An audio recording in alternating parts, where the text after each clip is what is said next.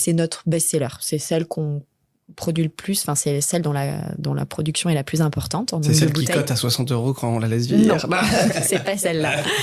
C'est pas celle-là, mais c'est celle qui, pour le coup, est largement distribuée sur les États-Unis. Enfin, pour nous, à notre échelle, encore une fois.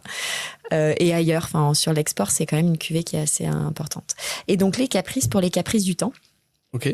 Un de nos apprentissages, c'était que pour la cuvée Les Vendanges, qui est une cuvée, j'ai envie de dire, traditionnelle Bordeaux, sans aucune connotation négative. J'en suis très fière. D'accord. Un assemblage avec des vignes échardées, des choses très, très précises, etc.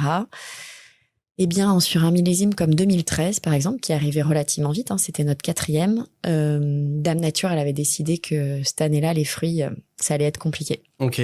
Et on s'est confronté pour la première fois à cette réalité. Et on s'est dit, on a travaillé 3 fois plus que d'habitude et on a obtenu un résultat qui nous a pas enthousiasmé. Ouais. Exactement.